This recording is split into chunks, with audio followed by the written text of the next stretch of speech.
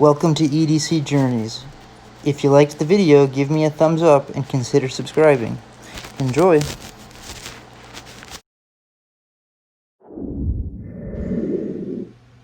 What's going on, EDC people, and what is our journey today? We're talking about the TwoSun 127. I've shown this before, but it was a gift from Chris, and I've had some time with it now, so I want to talk about it. First, we'll go through the boring stuff like the measurements and weight. So overall, this guy is just about 9 inches long. It's like 8 3/4 inches long. The blade is about 4 inches. The handle is about 5 inches, you know, give or take. But if you took, well, just for the sake of it, let me return this. If you took a measuring tape to it, wow, that tip is wicked pointy. Yeah, it's like, it's just over 8 3/4. So, oops, that's that. Now the weight, I've already done it, but I might as well do it on camera, I suppose. I'm already in grams, so we'll stay there. I have 134.44, and ounces 4.742. So about 4.7, and if you consider the blade length, that's not too far off of about average. Now, you know, because they say about an ounce per inch, but well, we'll get to the rest of that in a second. We'll discuss more about the size of it. The blade on this guy is made out of 14C28N, which is that Sandvik steel. Blade HQ lists it as a budget steel, and for the most part, it kind of is as far as price is concerned. But 14C28N is a great steel. It takes a great edge, and it works really well. So, you know, don't be fooled by it being in a budget category. It is a continuous curve, obviously, on that edge, and it's almost got a Persian-esque kind of look to it. I haven't actually looked close enough to see if the top, you know, if that flat is truly flat or does it sweep just the tiniest bit up. I think it does. It's completely flat ground, as you can see, with the exception of this little fuller / hole, so that you can do the little reverse spidey flick or whatever. It's a top flipper, but you're able to do the spidey flick on it, so that's cool. The handle is highly milled. It's a G10, but when I first got it, I thought it was micarta. That's how it feels. Let me try to zoom into it and show you just a little. It almost feels like a woven feeling, like it's a woven cloth, but it is just a highly milled G10, highly contoured,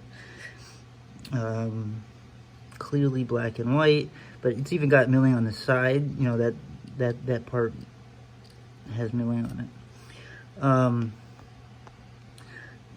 Regarding the handle, it does have a lanyard hole that goes through the back, black G10 back spacer.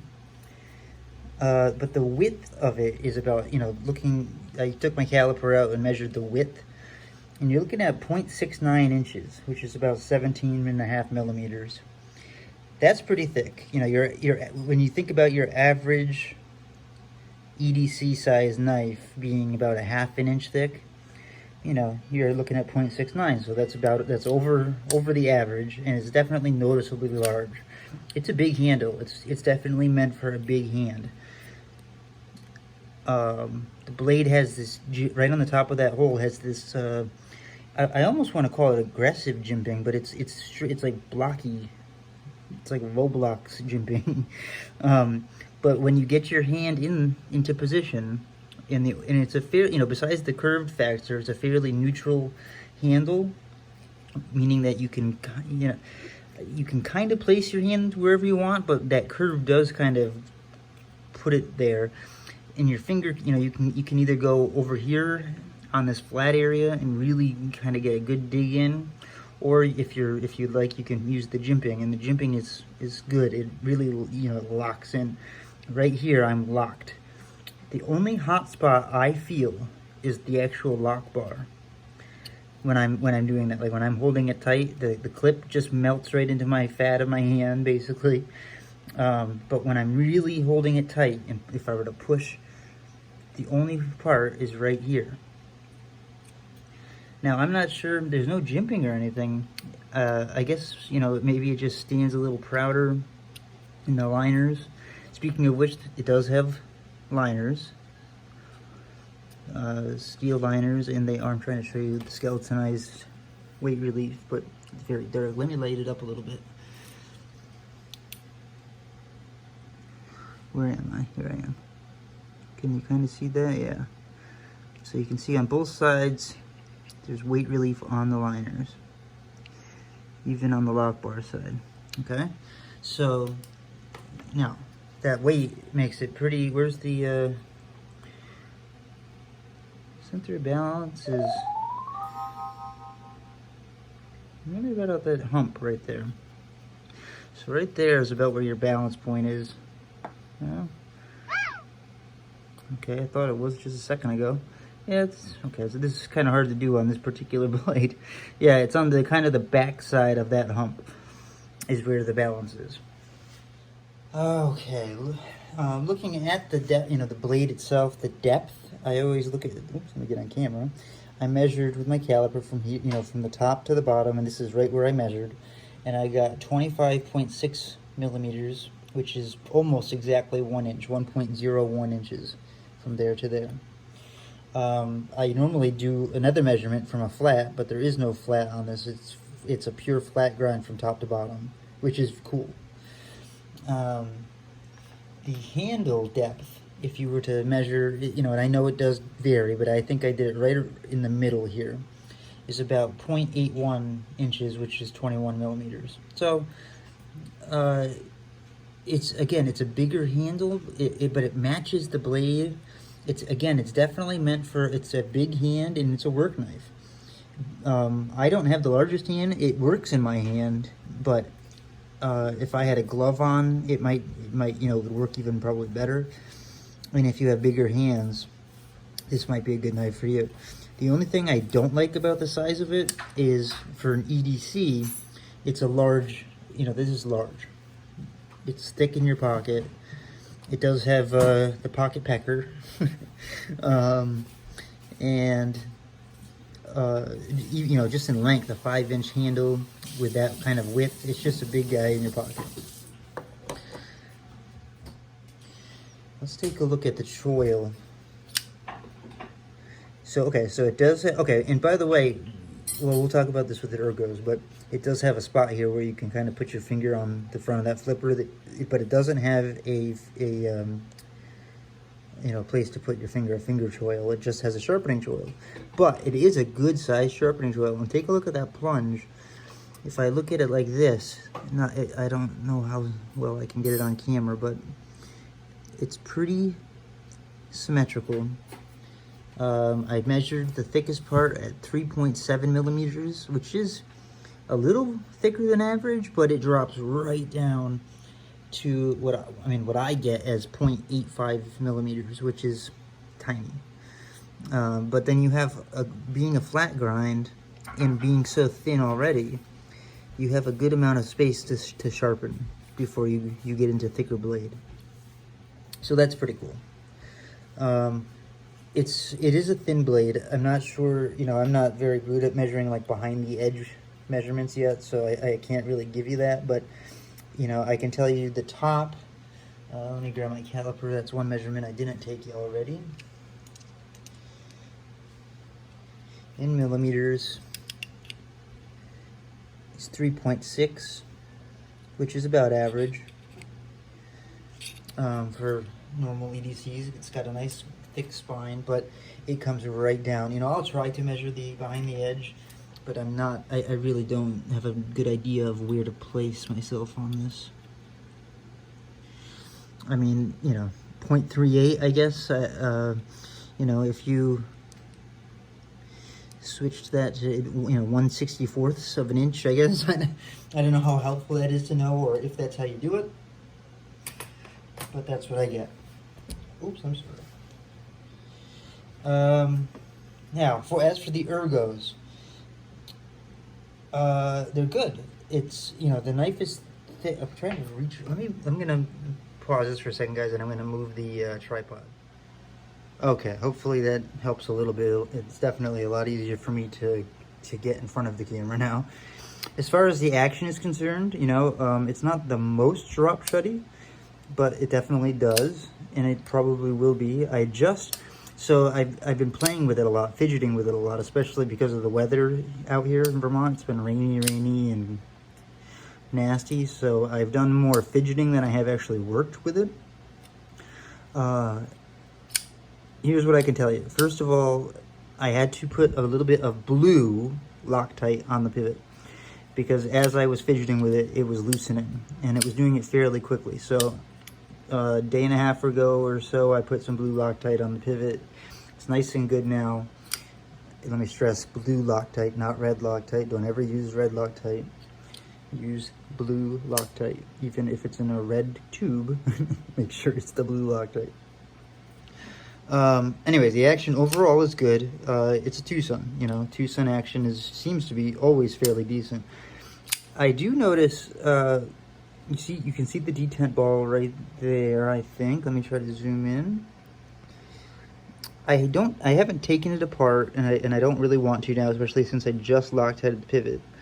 But it feels like there's a detent ramp of some kind. I think there is. It's very difficult to see from outside, but I think there is, because it doesn't have an issue getting over that ball coming down. Now that the pivot is Loctited in that position, the washers will have a chance to kind of buff themselves out in this new locked position, and it may become even more drop shutty than it was. So overall, the action's nice. You know, you have to go, if you're using the top, the detent isn't too strong because of the fuller where you can do the Spidey flick. As a lot of people know, you don't, you know, if that detent was stronger, you know, if it was like a Civivi type tight detent for the top flipper. In fact, let me show you. Here's the Civivi Elementum. Very snappy detent, right? Because there's no middle finger, there's no other way to flip it. So they put a nice snappy, crisp detent in so that flipper tab really works and you barely fail. On the TwoSun, it's a little bit weaker, okay? You can easily, like that's a fail. Didn't click all, and now it did, but so you do have to kind of go into it knowing that you're gonna flick it down good, but it lets you have the ability to do the back flip, and I would take that over not having the Spidey flick. You know what I mean by that? I would rather have the Spidey flick there and have a little bit of a weaker detent than have a crisp detent and not have the Spidey flick. Let's see here, the clip. It is a wraparound, you know, kind of thing, deep carry. You can see that the screw heads stand proud. There isn't a whole ton of space in between the screw heads and the clips, so if you're wearing thicker materials, you know, like Carhartts or whatever, as the winter comes, that might become an issue, but it is easy to get in and out of pocket. I like how the spoon part of it gets parallel with the handle again. And, you know, but my only concern would be those screws. I just wish that they would use flathead screws or recess it down. You know, it looks like let me look around the camera here.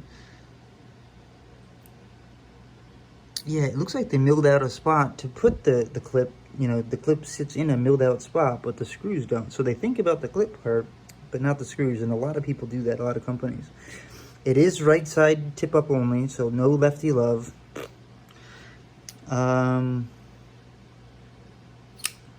What else do I want to tell you? It's very easy to get it in and out of pocket, at least with the shorts that I've been wearing in the summertime here. We'll see about the thicker pants when winter comes, but yeah, that's pretty much all there is to tell you about the clip. Overall, it's a long knife. It's very stabby. I like the flat grind a lot. I like 14C28N a lot. It can take an awesome edge. The size, you know, I would say it's almost too big for me. You know, the handle, I have medium to, I mean, I don't want to say I have large hands because I don't. I have like medium-sized hands.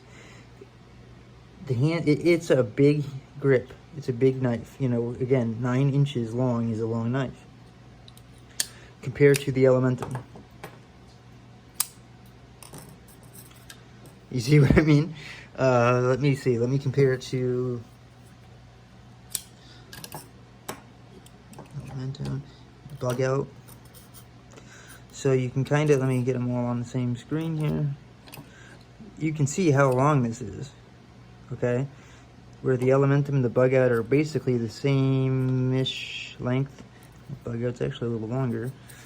This guy just dwarfs them, especially with the arc. The blade itself, I mean, if you look at compared to the Bug Out, it goes all the way down to the axis lock. So, anyways, I like the knife. It's definitely slicey. It's flat ground. I like the fuller. I like the woven material. I like the pivot design. It is a regular Torx, but it does have that kind of like star look. The blade definitely takes fingerprints like a magnet. So you, if you're one of those people who are OCD about fingerprints, kind of like I am, get yourself a cloth because you're gonna get fingerprints on this guy. It's a Wong design, Wong Denjin, I believe is how you pronounce his name.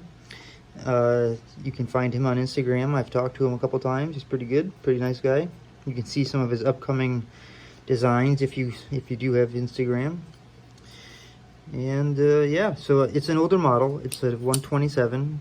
I'm sure it's been reviewed before, but I wanted to show it off since I just got my hands on it. See, I did that without, and it just clicked in, so now it doesn't look right, but that was a fail. When I do it knowingly, it's fine, no problem. But if you kind of just, see, didn't lock in. It got past the detent ball, but see, it didn't lock in. So the reason that happens is it's a weaker detent, again, so that you can spidey flick. So you kind of give a little to get a little. What do you guys think about that blade shape and size? I mean, that is a monster saber blade with a full flat grind. That thing is ready to slice and pierce. I mean, oh my gosh. The jimping, I do like the jimping. As I said, it's hard to explain. It's not aggressive in a painful way, but it's definitely there and it stops my thumb. And I can see how if I was wearing a glove or something, how that would also stop my finger, you know, in the right spot. I also like that I can come up further on it if I want to get more pressure behind the edge. You know, reverse carry, I don't, you know, for anyone, for whatever reason you would do this. The clip does get in the way then, but, you know, otherwise the handle is fairly neutral, so it doesn't really matter. You know, earlier when I mentioned this as a hot spot, it's not a terrible hot spot, but if I was going to nitpick one thing, you know, if you hold your knife tight, you know, and even when I do it like that, that doesn't bother me. It's when I'm pushing like forward that becomes, that this one spot on this side becomes a little bit painful. Not painful, but you know what I mean. It would become an irritated area if I were to work with the knife a long time. So that's the TwoSun 127. I've had a couple TwoSuns over the, you know, since I've started now, but I've traded them and done things and given some away. Right now I have that and this, I believe, and this is also a Wong design, I believe. Yes, it is. But this little guy's an M390. He's a front flipper, and he's a pain in my... See, look, I can do it now because I've been practicing for a while, but I'll fail every other time probably. Okay, well maybe I'm starting to get the hang of it. But it's tiny. It's a tiny little guy. I think this is the TS 68 or 86. I'll have to double check, and maybe I'll put a little thing on the screen to correct myself if I'm wrong. This one's titanium. This is not a review of this one, but it's titanium with M390, but it's just a little tiny like bean carry liner lock front flipper. But since it's a long design and it's, see, I'm failing, and it's a TwoSun, I wanted to show it to you while I had it out. Look at the size difference. That's the whole length is the length of the handle of the 127. All right, that's all for this review. I do like the knife overall. It's definitely cool for like slash cuts, any type of piercing, obviously with that tip. But I would have, you would have to be careful with it too. At the same time, I say that, but it gets down to such a thin edge that, and you don't want to do any prying with that kind of thing at all. But man, with that full flat grind, not even any flat top or anything, or high flat rather, it's ready to cut, and I almost just cut through my finger. So what do you guys think? What do you think of the 127? It's pretty cool, huh? It's an older model, like I said. I'm sure you've seen it 1,000 times, but I've got to give you my opinion because this is my first experience with it on my journey. And as far as this guy goes, he's bitten me more than a couple times trying to... See, I don't mind front flippers, but this is so small that you have to get it just in the right position. See how it's like hitting... That's where I mess up all the time. You've got to like whip it and whip it good. All right, I'm out. Have a good day, guys.